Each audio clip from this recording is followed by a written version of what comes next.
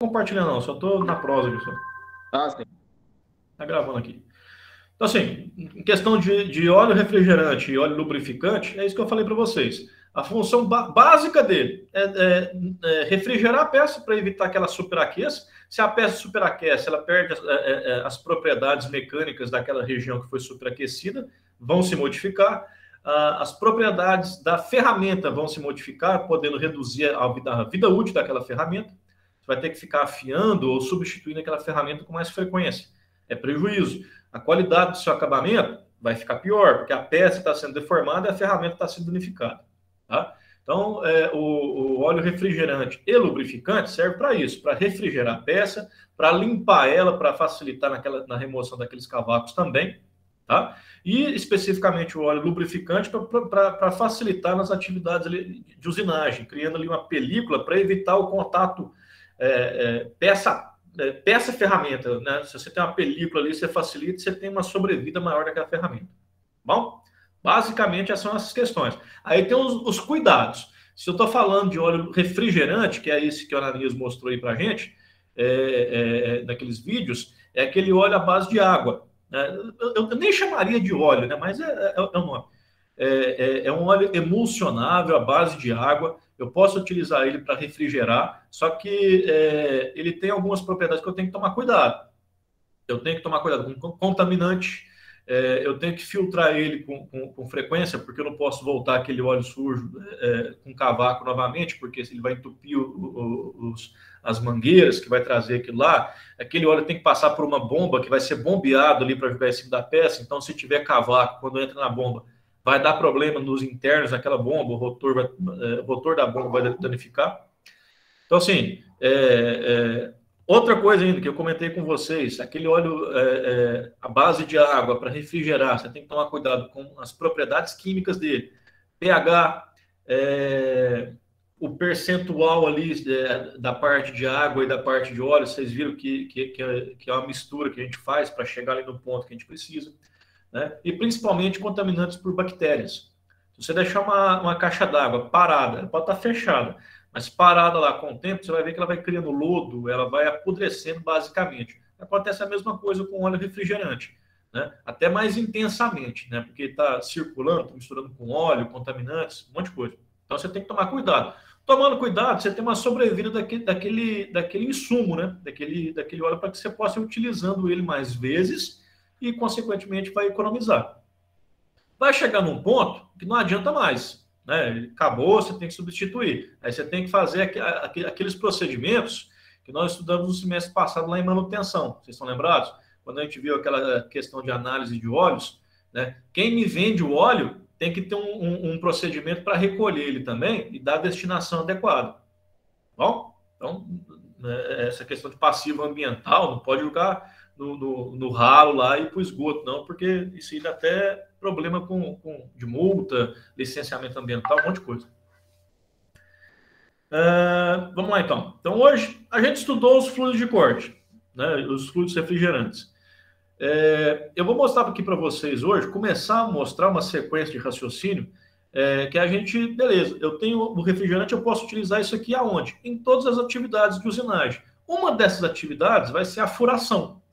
Né? Eu tenho que ter alguns conhecimentos básicos para saber qual o jeito correto de furar as peças, quais as brocas adequadas que eu vou utilizar, quais as ferramentas adequadas que eu vou utilizar, uma furadeira de bancada, uma furadeira de coluna, né? Eu vou...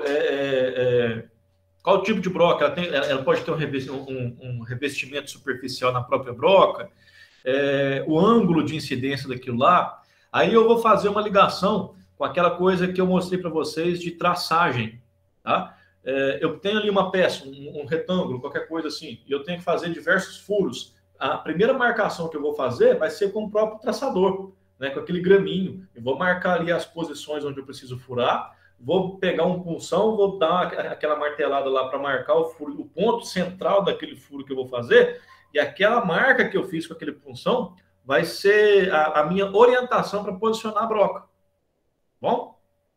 Dificilmente vocês vão encontrar ali uma furadeira posicionada com um CNC. Não, a nossa vida ali, pelo menos no início da nossa vida profissional, Vocês vão trabalhar em oficina que é tudo manual mesmo. Né? Então, em vez de colocar coordenada no computador da furadeira, a gente vai entrar ali manualmente, marca ali com punção os pontos de furo, a gente vai fazer o furo ali. Tá? E como é que eu vou fazer esse furo? Qual que é a velocidade que eu vou colocar na rotação da broca? Aí vai cair naquela questão de velocidade de corte que a gente já viu. Né? Velocidade de corte vezes 1000 dividido por π vezes o diâmetro. Nesse caso, a gente entra com o diâmetro da broca. Quando a gente estava lá no torno, vocês lembram que a gente utilizou o cálculo da rotação ali da peça no torno? A gente utilizava o diâmetro da própria peça, porque é ela que está girando, correto?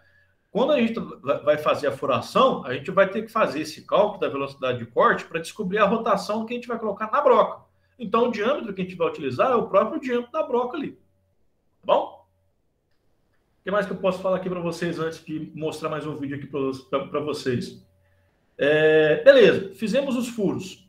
Né? Alguns desses furos a gente vai precisar fazer rosca neles.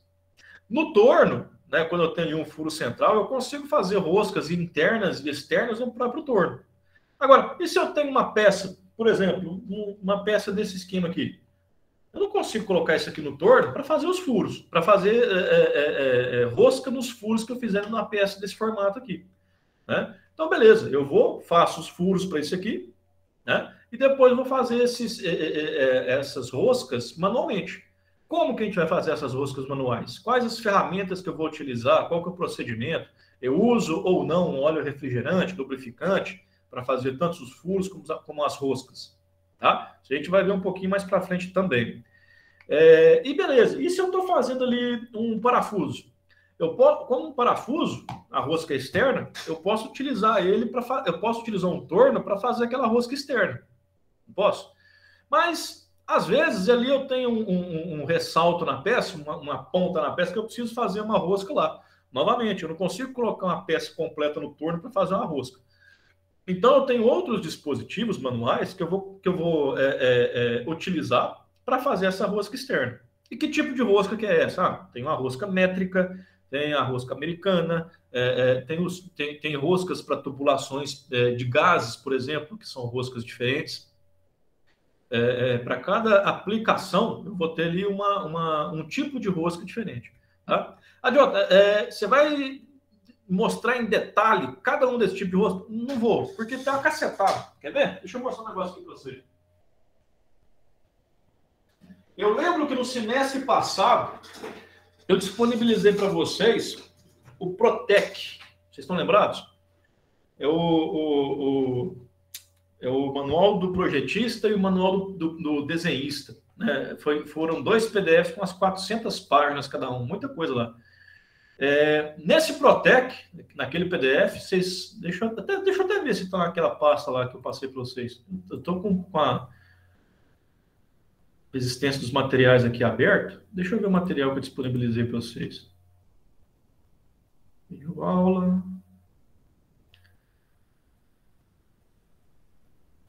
Tá aí, ó.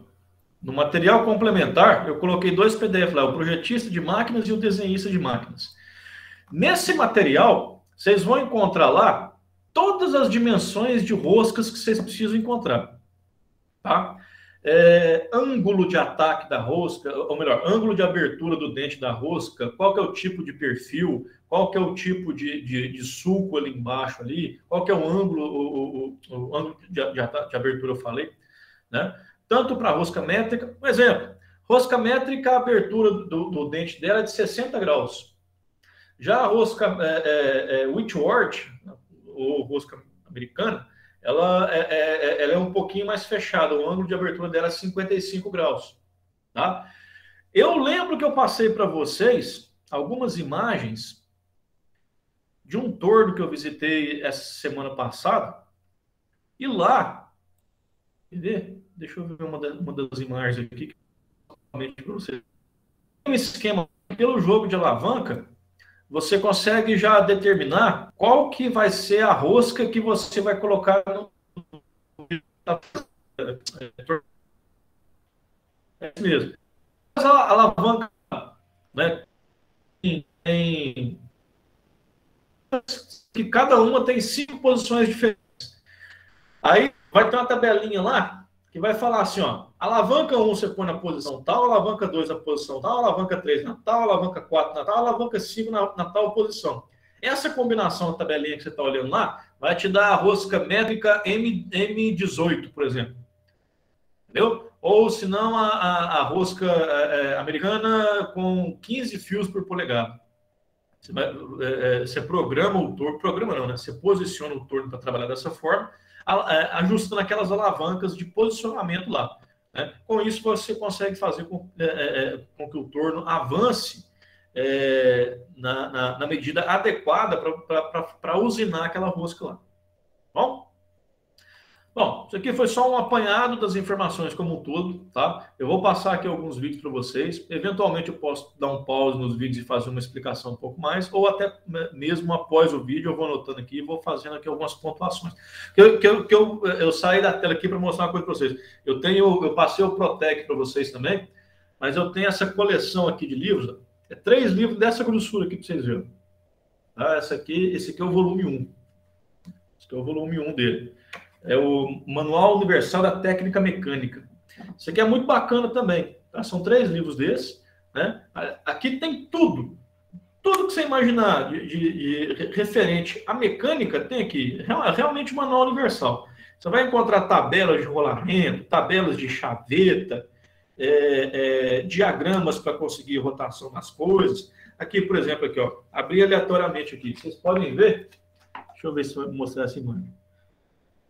Essa imagenzinha aqui é o disco divisor lá que a gente aprendeu a fazer os cálculos para usinar a engrenagem lá na fresadora. Tá? Todo o procedimento está aqui também. Ou seja, pessoal, aprendizado nosso não depende só de escola, não, viu? Só um toquezinho para vocês assim. Acaba que vocês vão formar com 2 anos de curso, um curso com a ementa até boa, o professor faz o máximo possível para passar o conteúdo, só que infelizmente, ou felizmente, a gente continua aprendendo durante a vida. Formou, começa a investir nisso aqui, ó, na sua biblioteca de materiais, nos seus livros, né, porque é isso que vai trazer subsídio para vocês ir trabalhando. Tá bom? Desde que eu formei, assim, no Senai, as minhas apostilas do Senai que eu fiz com 16 anos de idade estão aqui até hoje. Às vezes, adianta bastante. Eu utilizo elas de vez em quando aqui para administrar aula para vocês. Então, investe na biblioteca de vocês para conseguir ter subsídio aí para vocês serem profissionais melhores. Por exemplo, livro de estruturas metálicas ali. Estava comentando com o pessoal do 2º período, que eu estava explicando para eles aquela questão de... Vou começar a falar para eles sobre centro de gravidade, momento de inércia. Aí teve um rapaz lá que perguntou assim, no final da sua disciplina a gente vai conseguir dimensionar um galpão? Pô, calma que um dia você vai, mas por enquanto tem que aprender a andar primeiro, né? Então, aqui, ó, aí eu falei para eles, ó, quer aprofundar? Isso aqui é um livro muito bom, né? Que ele é baseado na NBR 8800, que fala de estrutura metálica. Mas, enfim, foi só um adendo aqui para dar um toque para vocês. Deixa eu compartilhar minha tela aqui. Vamos começar a falar aqui sobre, então, furação, para depois falar sobre furadeiras. Depois a gente vai falar sobre brocas, alargadores. Vai falar também sobre machos e cocinetes para fazer as roscas, tá bom? Esse tal de furadeira de banca é o canal, né? Fui furar uma caixinha lá para passar um cabo, uma caixinha de comando, se não me engano, manual, sabe? Manual automático. Aí, geralmente, usava essas furadeiras normal lá. Eu fui lá na de banca, que eles comprou uma nova, que isso, que diferença. Dá uma produtividade danada, não dá, ué? Foi 2 segundos, só abaixei ela assim na caixinha e já fez o furo. É doido. Ferramenta nova é a melhor que tem, bicho. É a melhor marca, né? É a melhor marca. Vamos lá, pessoal. Aqui, ó, vou passar um videozinho para vocês aqui. Vamos acompanhando aqui. Qualquer coisa eu dou um pause aqui de vez em quando e vou explicando alguma coisa, ou até mesmo no final.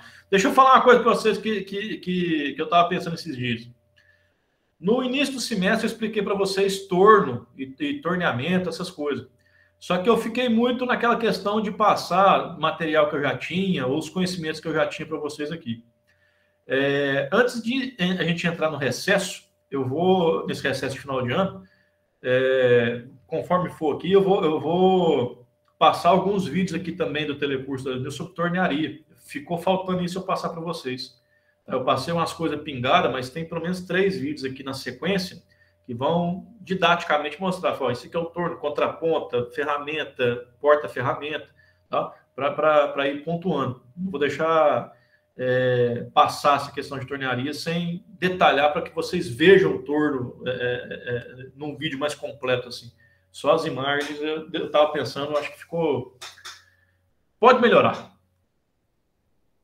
Então vamos lá. Deixa eu aqui tirar minha cara aqui para não assustar vocês.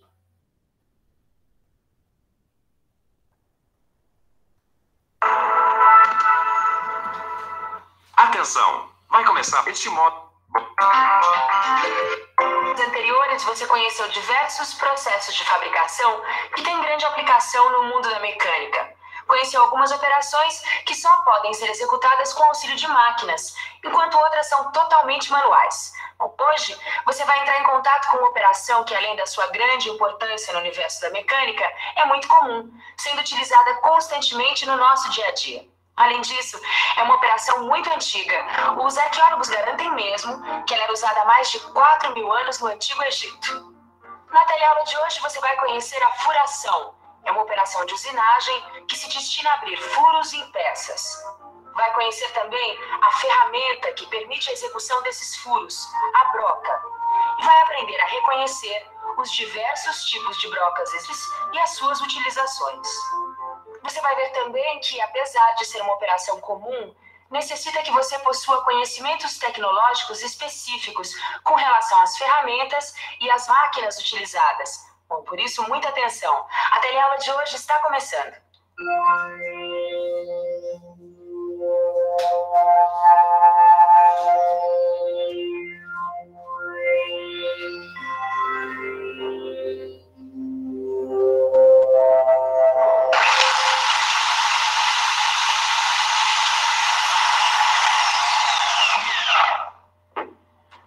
Pois é, desde que o mundo é mundo, o homem tem necessidade de furar, de perfurar algum material, seja para fixar ou para cortar. E quando eu estou dizendo desde que o mundo é mundo, eu não estou exagerando, nem um pouquinho.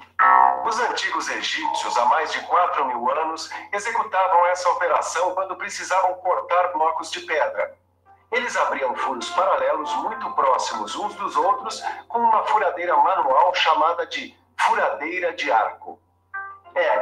Por incrível que pareça, cá estou eu, 4.000 anos depois, fazendo furos na parede, numa operação muito semelhante. Bom, você pode alegar que eu estou usando equipamentos sofisticados, o que você tem toda a razão. Mas se você parar para pensar um pouco, vai ver que a operação é essencialmente a mesma. Ela consiste em abrir furos cilíndricos pela ação de uma ferramenta que gira sobre o seu eixo e penetra em uma superfície por meio de sua ponta cortante. Em outras palavras, eu e meu velho amigo egípcio fizemos uma furação. E no mundo da mecânica, a furação é uma operação de usinagem que tem por objetivo abrir furos em peças. Na verdade, ela é uma operação intermediária de preparação para outras operações, como alargar furos com acabamento preciso, serrar contornos internos e abrir roscas. E é isso o que eu estou fazendo aqui. Quer dizer, depois de ter colocado uma prateleira, eu estou abrindo furos nessa peça aqui. Quer dizer, hoje eu estou trabalhando o dia todo com brocas. Broca. A ferramenta que faz o trabalho de furação tem o nome de broca. Ela é a responsável pelo furo. Na execução do furo, a broca recebe um movimento de rotação, que produz o corte, e um movimento de avanço, responsável pela penetração da ferramenta. E na maioria das operações de furar que você vai encontrar na indústria mecânica, as brocas utilizadas são do mesmo tipo que você viu na furadeira do Ananias, ou mesmo parecidas com aquela que o dentista utiliza para cuidar dos seus dentes. Essa broca se chama broca helicoidal. A broca helicoidal é uma ferramenta de corte com uma forma cilíndrica que corta com as suas duas arestas cortantes, como se fosse um sistema de duas ferramentas, o que permite formar simultaneamente 2 cavalos. Ela pode ser fabricada com aço rápido, aço carbono ou aço carbono com ponta de metal duro.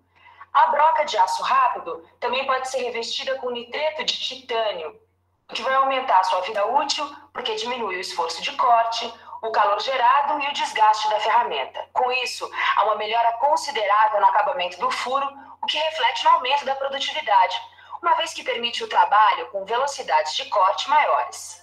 A broca pode ser dividida em 3 partes. A haste, que é a parte que vai ser fixada a uma máquina.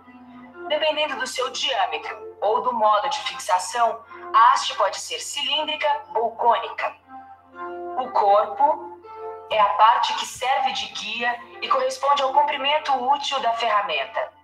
Tem geralmente 2 canais em forma de hélice espiralada. E a ponta é a extremidade cortante que recebe a afiação e onde se forma um ângulo que varia de acordo com o material a ser furado. Isso eu não entendi bem. Qual é a relação entre o ângulo de ponta e o material a ser furado?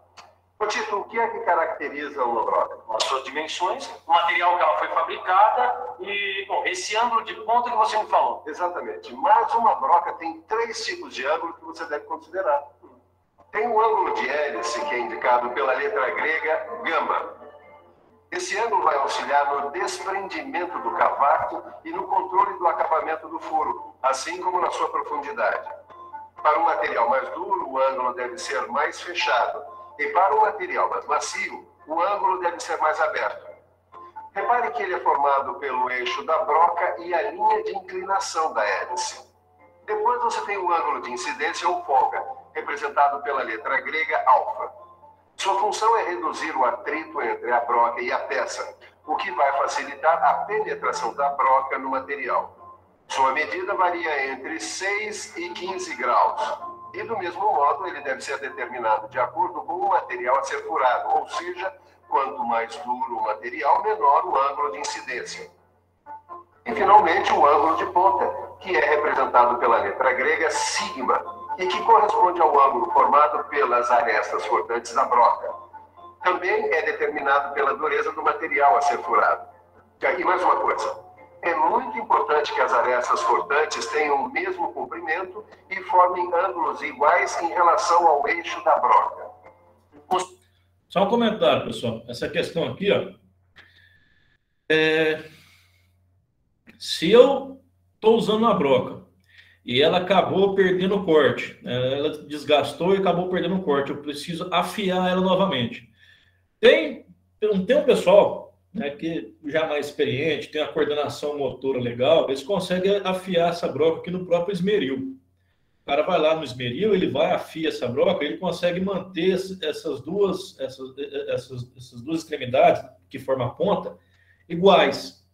Se eventualmente uma ficar um pouquinho maior do que a outra, você vai ter problema na furação, porque você vai ter esse ponto de contato central aqui desalinhado. Aí, primeiro, a sua broca vai começar a vibrar, porque ela vai cortar mais uma aresta do que a outra, tá? E o seu furo vai sair fora de padrão. Ele vai ter um problema na medição lá, porque sua broca tá com problema, está desalinhada, tá? Existem ferramentas, né? Do tamanho de uma serra automática lá, pequenininha, que você coloca lá a broca lá e ela tem um movimento dos eixos que passa em cima do rebolo e vai fazendo essa afiação de forma precisa.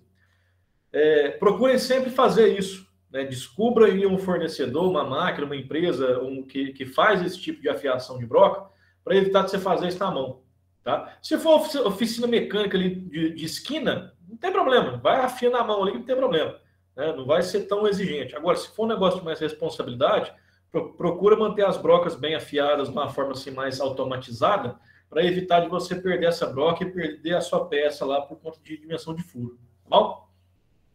E formem ângulos iguais em relação ao eixo da broca. Ô Silva, pelo que eu entendi, os ângulos da broca estão relacionados ao tipo de material a ser furado. E os tipos de broca também são escolhidos assim, não é mesmo? Bom, por exemplo, se eu precisar furar uma peça de ferro fundido duro como essa aqui, que tipo de broca eu vou escolher?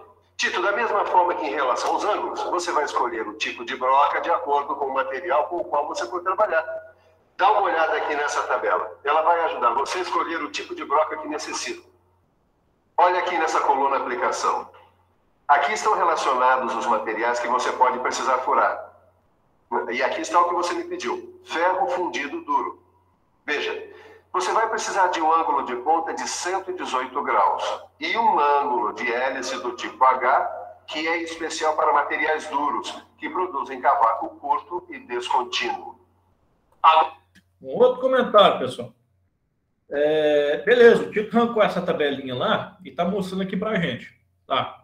Só que é o seguinte, você não pega uma broca lá e vai no esmeril afiar ela para ficar com esse ângulo aqui de ponta de 118 graus, não. Isso aqui é uma tabela retirada de catálogo. Tá? John, então, se eu for pesquisar tabela de broca, eu não vou encontrar. Não, pesquisa lá no Google, lá, catálogo de brocas para usinagem.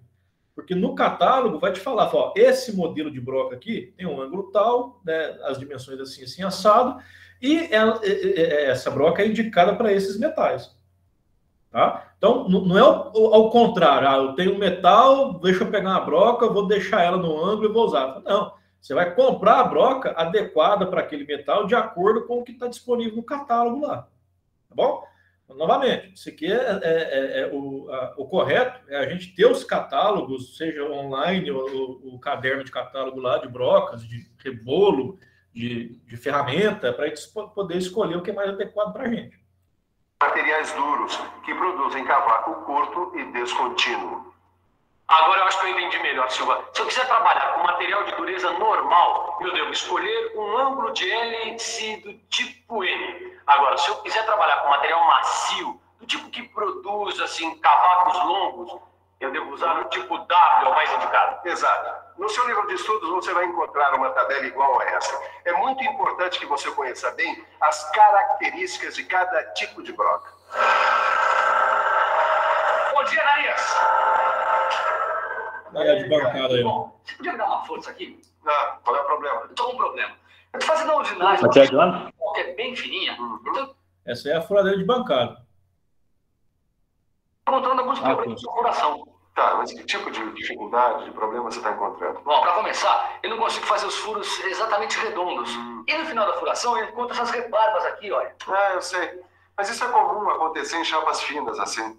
Você acha que eu devo usar algum tipo de broca especial? Não, calma. Olha, quando uma broca comum não consegue ter um rendimento satisfatório, você não precisa sair correndo atrás de uma broca especial, não. Você pode fazer modificações na broca do tipo N, por exemplo, e conseguir bons resultados. Não entendi agora. Como assim modificações? Bom, você pode modificar o ângulo da broca, quer dizer, deixar ele mais obtuso, bem mais obtuso. E aí você vai conseguir os mesmos resultados. Olha só, essa eu não sabia, né? Vivendo e aprendendo. Mas aí você fez e perdeu a broca. Tá? Então, o mais adequado é você ter a broca adequada para cada tipo de atividade. Mas agora, eu queria mesmo ficar um pouco mais por dentro desses diversos tipos de brocas especiais. Porque até hoje, eu só trabalhei com brocas helicoidais. Além das brocas helicoidais, existem outros tipos de brocas para usinagens especiais. Eu acho que você também devia ficar por dentro desses outros tipos.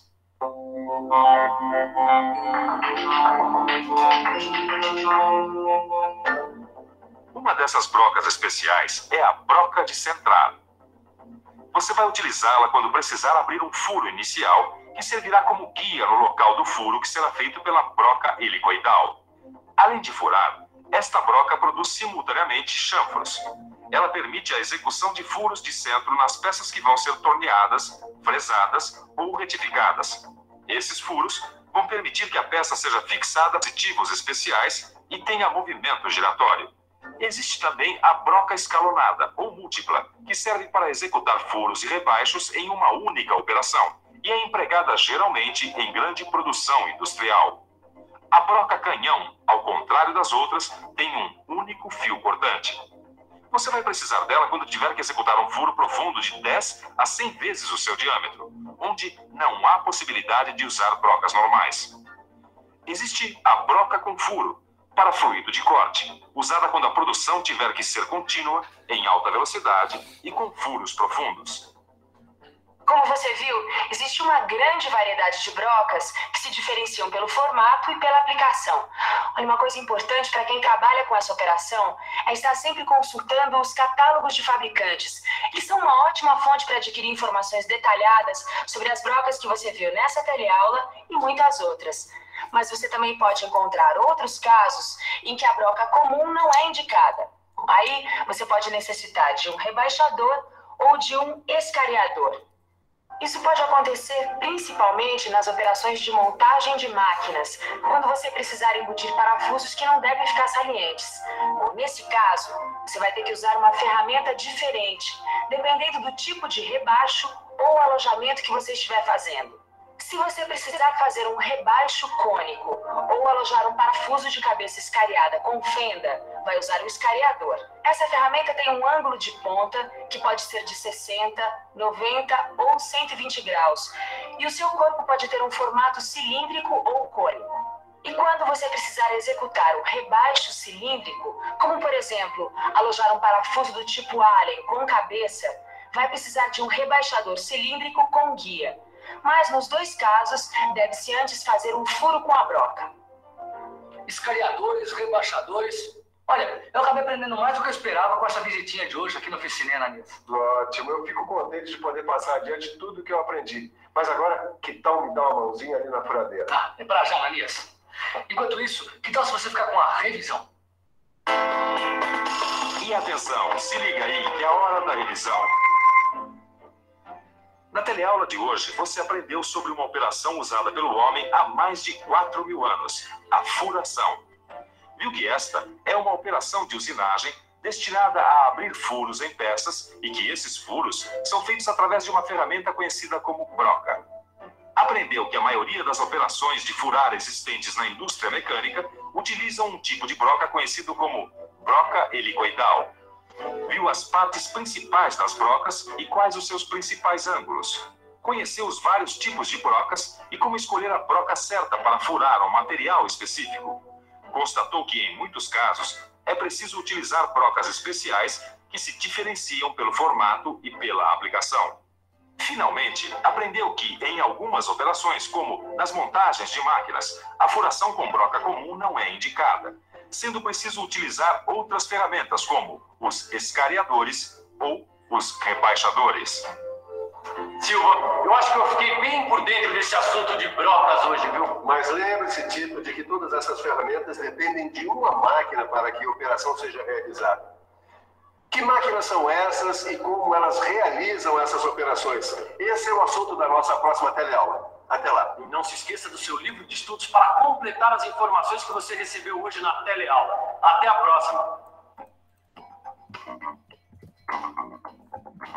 Então vamos lá para a próxima aula, então. Vamos olhar as furadeiras.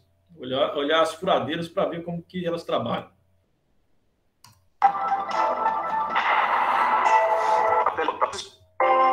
Na teleaula passada, você conheceu as ferramentas utilizadas nos processos de furar, rebaixar, escariar. Bom, no entanto, para que essas operações sejam executadas, não basta a ferramenta. É necessário também uma máquina que possa movimentar a ferramenta. E esse é justamente o assunto da teleaula de hoje. Hoje você vai conhecer a máquina-ferramenta, que executa as operações de furação por meio de uma ferramenta chamada broca. Esta máquina é a furadeira, e você vai aprender a diferenciar os diversos tipos de furadeiras e os acessórios que permitem que as diversas operações possam ser executadas satisfatoriamente. Vai conhecer também algumas operações feitas com as furadeiras e seguir passo a passo as etapas de uma furação. Furar, escariar, rebaixar. Elas são operações capazes de deixar tudo redondinho. Bom, você já conhece a broca, o escariador e o rebaixador. Agora, para complementar esse conhecimento e aprender como utilizar a furadeira, fique bem ligado na teleaula que está apenas começando.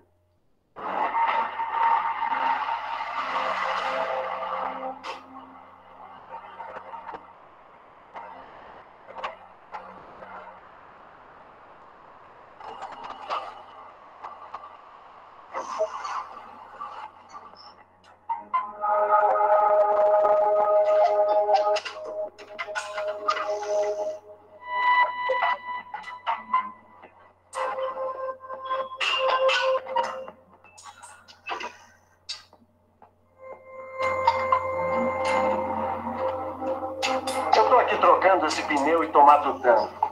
Você já parou para pensar o quanto a nossa vida depende de parafusos, pinos, rebites? Essas coisas que a gente nem se dá conta? Eu acho que se não fossem eles, nada à nossa volta funcionaria. É verdade. Tudo que a gente usa no nosso dia a dia, máquinas, conjuntos mecânicos e até os objetos mais simples, dependem deles para um perfeito funcionamento. E nenhum deles poderia ser montado se não fosse uma operação chamada furação, a partir da qual são feitas as roscas, onde todos esses parafusos se encaixam. E para fazer tudo isso, a gente tem que aprender a trabalhar com a furadeira.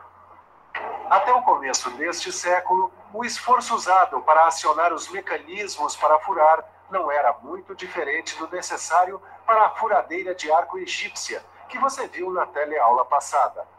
Mas com a Revolução Industrial, começaram a surgir mecanismos de acionamento cada vez mais aperfeiçoados e que ofereciam velocidades de corte cada vez maiores.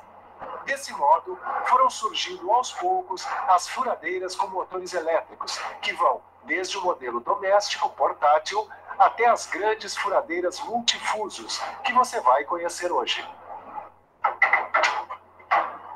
Afinal, você deve estar se perguntando, quantos tipos de furadeiras existem?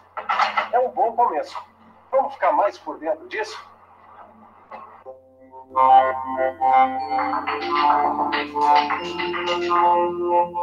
A furadeira portátil é utilizada em montagens, na execução de furos de fixação de pinos, por exemplo.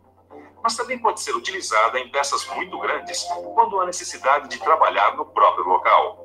Ou então, em serviços de manutenção para extração de elementos de máquinas. Ela pode ser elétrica ou pneumática.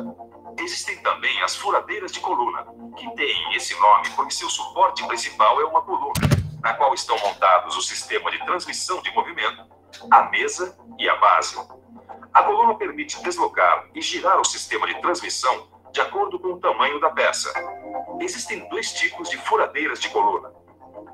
Se você precisar fazer furos pequenos, de 1 a 12 milímetros, por exemplo, vai precisar utilizar uma furadeira de coluna de bancada. Ela também é chamada de sensitiva, porque o avanço da ferramenta é dado pela força do operador. A transmissão de movimentos é feita por meio de sistema de polias e correias. No caso de você precisar fazer uma furação de uma peça grande, vai necessitar de uma furadeira de coluna de piso, porque elas possuem mesas giratórias que permitem maior aproveitamento em peças de formatos irregulares. Possui também mecanismo de avanço automático do eixo árvore. A transmissão dos movimentos é feita geralmente através de engrenagens. Quando a peça a ser furada for pesada, volumosa ou difícil de alinhar, você vai ter que aprender a utilizar a furadeira radial. Ela tem um braço horizontal muito potente, que pode ser abaixado e levantado e é capaz de girar em torno da coluna. Nele está também o eixo porta-ferramentas, também conhecido como cabeçote ou árvore da furadeira. Este eixo pode ser deslocado horizontalmente ao longo do braço, o que permite furar em várias posições sem precisar mover a peça. O avanço da ferramenta também pode ser automático. Poxa, Silva, é furadeira que não acaba mais, hein? E não para por aqui não, Tito. Como assim? Existem outros tipos de furadeira? Claro que existem. Existem as furadeiras múltiplas. Furadeiras múltiplas? Poxa, pelo nome parece que elas são super poderosas, hein? Ah, mas são poderosas, sim. Tanto que são usadas por indústrias com grandes linhas de produção. As furadeiras de fusos múltiplos são muito utilizadas por empresas de grande porte, com linhas de produção de grande fluxo, ou que fazem peças complexas com muitos furos. Vamos conversar agora com o profissional. Oi, por favor, você poderia falar pra gente quais são as principais características dessas furadeiras? Esta furadeira, ela trabalha com os fusos juntos, em feixe. Ela é ótima para usinagem de uma peça com vários furos. E também pode trabalhar com uma grande quantidade de peças seriadas. A furadeira múltipla tem os fusos alinhados. Dá para executar operações sucessivas, trabalhar em diversas peças ao mesmo tempo. Você pode utilizar essa furadeira para fazer uma operação seriada, principalmente se tiver que fazer furos de medidas diferentes. Até agora você conheceu diversos tipos de furadeiras e os seus usos. Bom, mas uma furadeira, para realizar as suas operações, necessita também de alguns acessórios especiais que ajudam a prender a ferramenta ou a peça. Um desses acessórios é o mandril. A função do mandril é prender as ferramentas com haste cilíndrica paralela. Para a fixação da ferramenta, o aperto pode ser feito através de chaves de aperto. Além do mandril, existem as buchas cônicas, que são elementos que servem para fixar o mandril ou a broca diretamente ao eixo da máquina. As suas dimensões são normalizadas tanto para cones externos ou machos, como para cones internos ou fêmeas. Um outro acessório importante de uma furadeira... Pessoal, só vou explicar uma coisa para vocês. A furadeira, ela tem lá a parte vazia dela lá, onde a gente vai encaixar o mandril embaixo, correto? Aí ela faz girar esse acoplamento e faz esse mandril girar, que tem a broca na ponta, ok? Dependendo da furadeira, né, esse encaixe para o mandril, o mandril fica bambo lá dentro, porque você está vendo que essa haste do mandril aqui, ela é bem mais fina. Aí eu pego essa luva, coloco dentro desse mandril aqui, né, e esse encaixe fica mais robusto, né, fica com esse diâmetro externo aqui dessa luva, né, e é a luva que eu encaixo dentro da furadeira. Entendeu? Isso aqui é só uma cunha, porque aí tem um furinho aqui nessa luva aqui, quer ver? Tá vendo esse furo aqui? Imagina que o mandril está aqui dentro. Ele não sai sozinho, se eu puxar também não sai. Aí eu pego essa cunha aqui, coloco ela nesse buraco aqui, dou uma martelada aqui na ponta da cunha, porque aí esse diagonal vai empurrar o mandril para baixo. Ok? Só para informar para vocês como que a gente utiliza esse acessório aqui.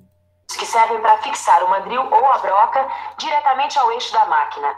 As suas dimensões são normalizadas tanto para cones externos ou machos, como para cones internos ou fêmeas. Um outro acessório importante de uma furadeira é a cunha, ou saca-mandril ou bucha. É um instrumento de aço em forma de cunha. Ele é usado para extrair as ferramentas dos furos cônicos do eixo porta-ferramenta. E uma coisa que é bom lembrar sempre é de fazer a limpeza dos cones, retirando qualquer traço de sujeira antes de trocar brocas, mandris, buchas, rebaixadores ou os escariadores. Essa limpeza vai favorecer o ajuste correto da ferramenta.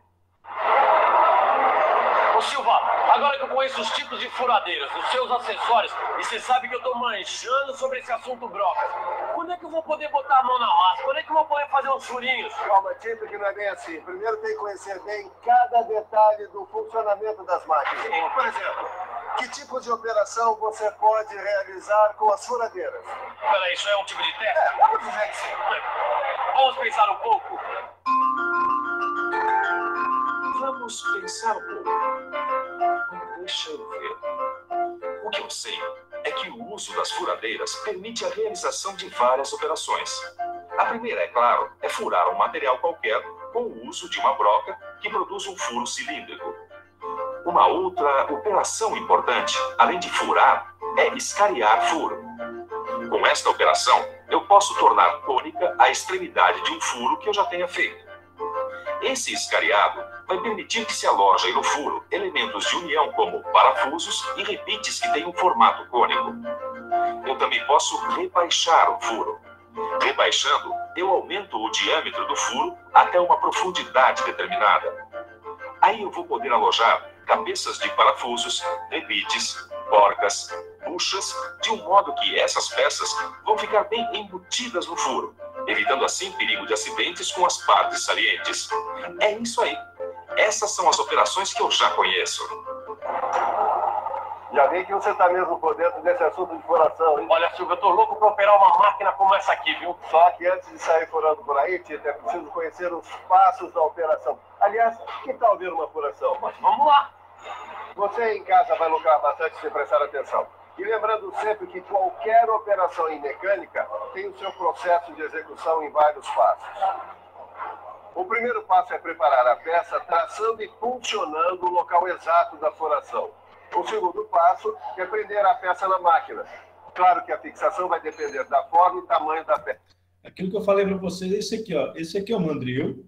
A gente vai utilizar aquela chavinha para girar essa cremalheira aqui, que vai abrir a ponta. Todo mundo conhece o mandril. Só que aqui, ó, a ponta do mandril é só isso aqui, ó. Só que o alojamento da furadeira, você vê que é bem maior. Então, eu utilizo uma luva, eu coloco a luva aqui dentro do alojamento, né, e o mandril dentro da luva. Quando eu precisar te retirar, eu vou usar aquela cunha, vai ter um local aqui onde eu vou colocar aquela cunha, eu vou dar uma marteladinha bem de leve, só para tirar isso aqui, porque isso aqui é um encaixe de pressão. Nesse caso, ele está fixando a peça na morsa da furadeira. Para evitar perfurar a morsa ou a mesa da furadeira, põe um pedaço de madeira entre a peça e a base de apoio desta. O segundo passo é prender a broca no mandril. Mas antes de fixar a broca, verifique com o paquímetro se ela tem um diâmetro adequado e se está bem afiada. No caso de brocas com haste cônica, é necessário fixá-la diretamente na árvore da máquina. Uma vez que a peça e a broca estejam fixadas, o próximo passo é regular a RPM da máquina. Para isso é necessário consultar uma tabela. O quarto passo é regular a profundidade de penetração da broca. Para isso, apoie a ponta da broca sobre a peça, atuando na alavanca de avanço. Depois, fixe o limitador na medida, sem esquecer que a profundidade do furo é sempre obtida considerando-se a parede do furo sem a ponta da broca. Tudo isso feito, o quinto passo é iniciar a furação. Como precaução, verifique se o fluido de corte é adequado ao material. Veja também se a broca e a peça estão bem presas. Então, aproxime a broca da peça, acionando a alavanca de avanço. Por fim, centre a broca no funcionado já feito, onde se vai furar. Ligue a máquina e inicie o furo. Ao se aproximar do fim da furação, o avanço da broca deve ser lento para evitar que a broca danifique a morsa ou cause acidente. Depois que você fizer o furo, deve verificar a sua medida com um paquímetro como esse aqui. Ou, em geral, o furo executado pela broca não é perfeito a ponto de permitir ajustes de precisão. Por essa razão, se você necessitar de um furo com medidas exatas, vai ter que usar essa ferramenta aqui, olha, o alargador. Bom, mas isso daí é assunto para a nossa próxima teleaula. Por enquanto, fique com uma revisão do que você aprendeu hoje. E atenção, se liga aí que é hora da revisão. Na teleaula de hoje, você aprendeu que a furadeira é uma máquina-ferramenta destinada a executar operações como a furação por meio de uma ferramenta chamada broca. Conheceu vários tipos de furadeira, como as furadeiras portáteis, as furadeiras de coluna, que podem ser de bancada ou de piso. Conheceu a furadeira radial. Conheceu, por fim, duas furadeiras especiais, a furadeira múltipla e a furadeira de fusos múltiplos, que podem produzir grandes quantidades de peças seriadas e executar operações simultâneas. Viu ainda quais são os acessórios mais importantes para o uso da furadeira, como o mandril, as buchas cônicas e as cunhas. Aprendeu também que com as furadeiras, além de furar, você pode escariar e rebaixar furos. Por fim, acompanhou passo a passo uma operação de furação. Viu só quanta... E para finalizar, vamos ver essa questão aqui dos alargadores, rapidinho. E aí a gente já mata esse assunto de furação e broca.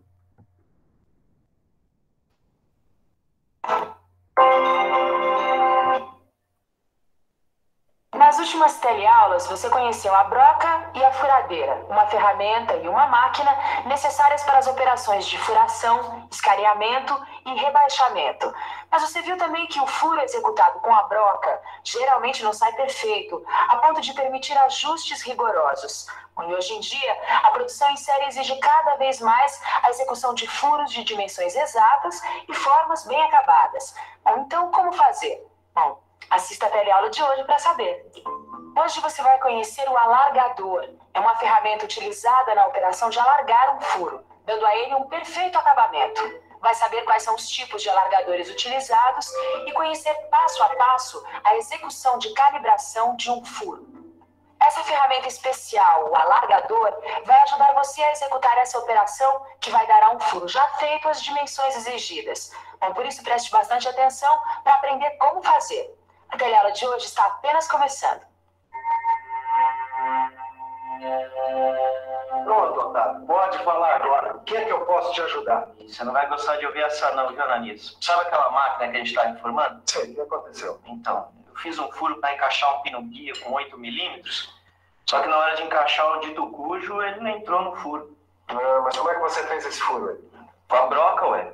Só que se a gente usar aquela broca que a gente tem maior, o pino vai ficar dançando dentro do furo. Então você não usou o alargador, não é? Olha, sem o alargador não dá para fazer a calibração do furo. Ah, o quê? A calibração, Tito. Calibração? Você mesmo observou que o furo não está perfeito, não é verdade? É verdade, não está perfeitamente cilíndrico não, Silva. Mas será que eu fiz alguma coisa errada? Não. Geralmente o furo feito pela broca não sai perfeito.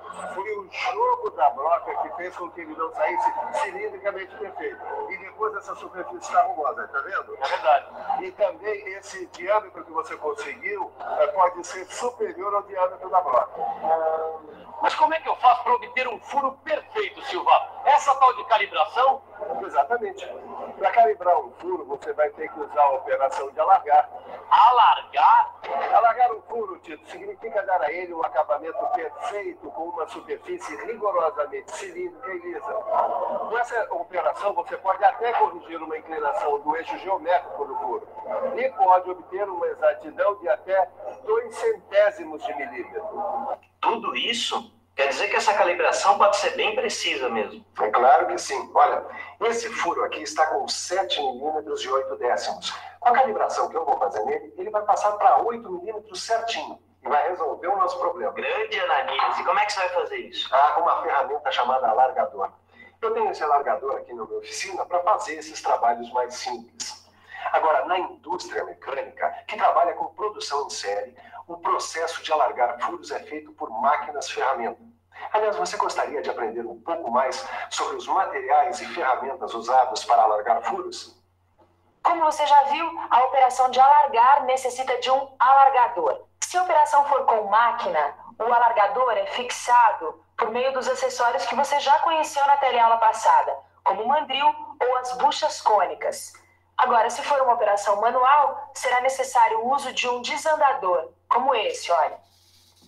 Os alargadores são fabricados geralmente com aço carbono para trabalhos de baixa produção, aço rápido para trabalhos de produção média e com pastilhas de carboneto soldadas às suas navalhas para grandes produções em série. A haste do alargador tem uma cabeça chamada espiga, que se prende ao desandador no caso da operação manual ou na lingueta de extração quando for fixado à máquina. O corpo apresenta navalhas de formatos retos ou helicoidais, que são responsáveis pelo corte do material. A parte cortante dos alargadores é temperada, revenida e retificada.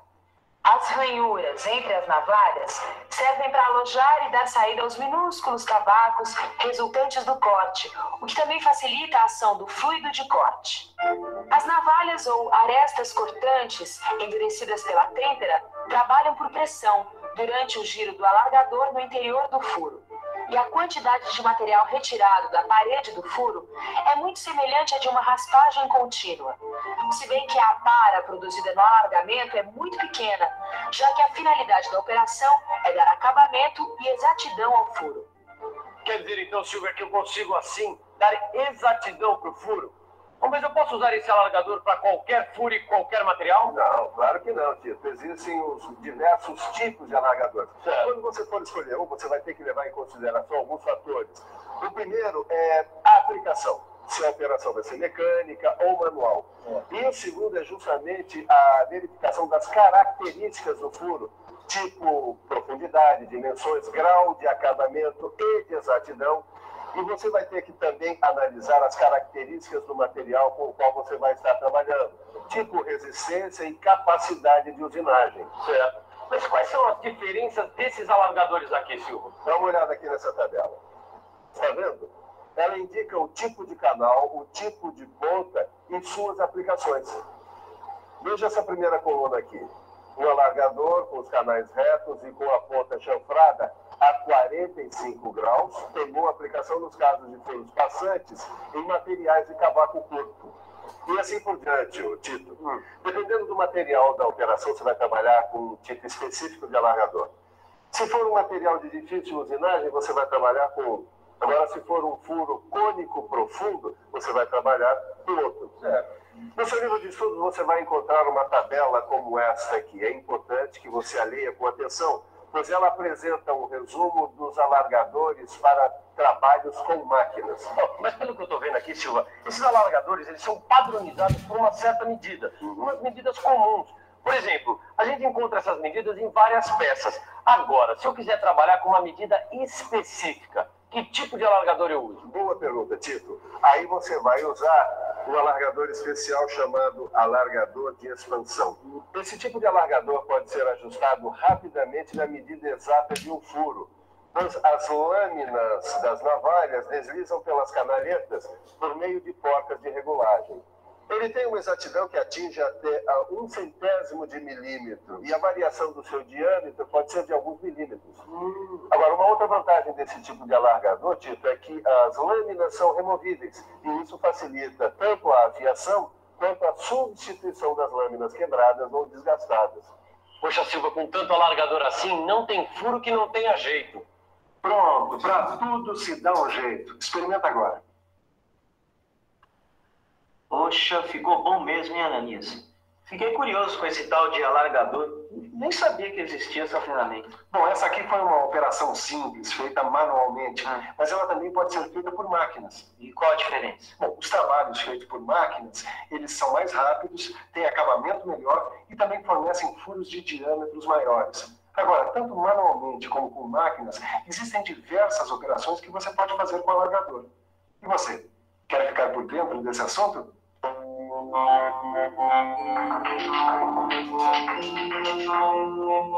Uma das operações que se pode fazer com o alargador é alargar manualmente um furo com alargador cilíndrico. Usa-se na produção de ajustes, com a finalidade de introduzir eixos ou buchas cilíndricas. Repare que, para movimentar o alargador na operação manual, usa-se o desandador como alavanca. Pode-se também alargar manualmente um furo, utilizando o alargador cônico, com a finalidade de obter furos padronizados, nos quais se possa introduzir pinos, eixos ou buchas cônicas. O alargador de expansão dá acabamento à superfície de um furo por meio da rotação e avanço de um alargador de navalhas reguláveis. Como você já viu, a regulagem do diâmetro é feita por meio de porcas que deslocam as navalhas, e o furo obtido deve ser controlado com um micrômetro interno de 3 contatos ou calibrador tampão. A utilização de uma máquina na operação de alargamento confere um acabamento perfeito ao furo. Esta operação pode ser realizada com furadeira, no torno ou na fresadora. É utilizada na produção em série por tornar mais rápida e econômica a execução de furos normalizados em buchas, polias, anéis e engrenagens. Nesta operação, é necessário escolher a velocidade de corte e avanço de acordo com o tipo de material e o diâmetro do alargador. Aprendendo essa operação de calibrar, deu para perceber que os furos podem ser mais acabados e ter medidas mais exatas. Ô Silva, eu achei que era só furar, hein? Uma operação completa a outra, né? É verdade. Depois da broca, veio o alargador. Mas muito bem, vamos dar uma olhada na calibração manual de um furo, utilizando um alargador cilíndrico. Isso eu quero ver passo a passo, Silva. E eu acho que você também, hein? O primeiro passo, como sempre, é fixar a peça que deve estar previamente furada. Lembre-se de que o diâmetro da broca deve ser sempre menor do que o diâmetro do alargador. Em seguida, é necessário medir o furo e o sobremetal deverá estar de acordo com os valores recomendados em tabelas. Depois vem a escolha do alargador de acordo com o diâmetro desejado. Os alargadores trazem o seu diâmetro indicado na haste. O quarto passo é selecionar o desandador, cujo comprimento deve ser proporcional ao diâmetro do alargador. A partir de então, você está pronto para passar o alargador. Então, prenda-o no desandador e aplique o fluido de corte. Sempre lembrando que para o bronze e ferro fundido, passa-se o alargador a seco. E para os demais materiais, é necessário consultar a tabela de fluidos de corte.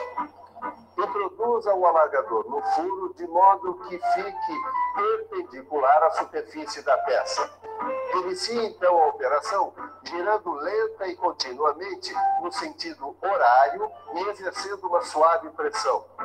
Gire sempre no sentido horário, pois, no contrário, os cavacos que se encontram entre as navalhas podem quebrar o seu gume. Termine de passar o alargador e retire-o sempre girando no sentido horário e exercendo força para fora do furo. Sempre que retirar o alargador, limpe suas navalhas com um pincel. Limpe também o furo. E faça a verificação final controlando a dimensão do furo com o micrômetro interno de 3 contatos. Pode ser utilizado também o calibrador tampão.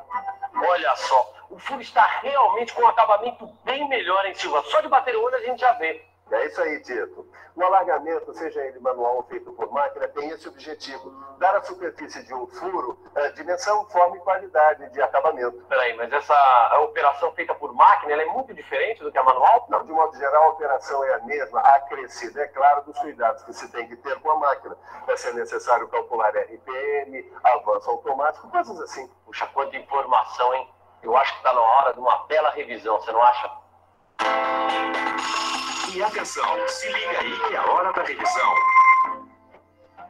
Na teleaula de hoje, você conheceu uma operação chamada alargamento, que possibilita calibrar um furo feito previamente, dando a ele um perfeito acabamento com uma superfície rigorosamente cilíndrica e lisa.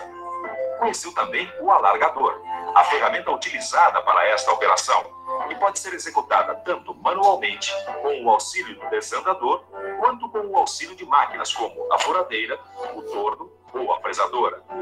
Viu que existem vários tipos de alargadores, que devem ser escolhidos segundo a aplicação desejada, as características do furo e o material, e que eles variam de acordo com o tipo de canal e o tipo de ponta. Aprendeu que as operações de alargar são semelhantes, sejam feitas por máquinas ou manualmente, mas que com máquinas os trabalhos saem mais rápidos e têm melhor acabamento, fornecendo furos de diâmetros maiores. Por fim, acompanhou passo a passo como calibrar um furo manualmente com um alargador cilíndrico fixo. Agora você já conhece a broca e a furadeira, que permitem executar uma furação. E com essa teleaula, completou esse trabalho, conferindo exatidão ao furo que já foi feito. Agora é hora de dedicar um tempinho ao seu livro de estudos, para aprofundar tudo o que você viu aqui. Então, até a próxima.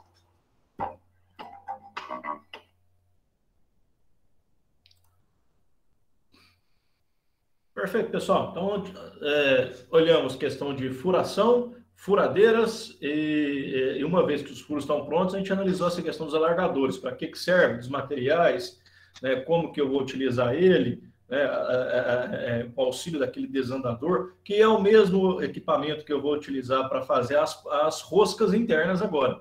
Eu fiz o furo, eu ajustei o diâmetro do furo, agora eu vou utilizar aquele desandador, só que em vez de colocar lá o alargador, eu vou colocar um macho de roscar, tá? Essa questão dos machos, dos cocinetes, que a gente vai fazer a rosca interna ou externa, eu passo para vocês na próxima aula, tá bom? Sobre o que a gente viu aqui nessa aula mais corrida nossa aqui hoje. Alguma pergunta, algum comentário, alguma dúvida que ficou para trás que não entendeu bem do vídeo? Pode perguntar. Tranquilo, né? Tranquilo. Hoje é um assunto que é de meio que de conhecimento comum, essa questão de furação, né, brocas, é mais tranquilo mesmo. Bom, pessoal, então boa noite para vocês, bom final de semana. Semana que vem a gente se encontra novamente, tá ok? Abraço. Boa noite.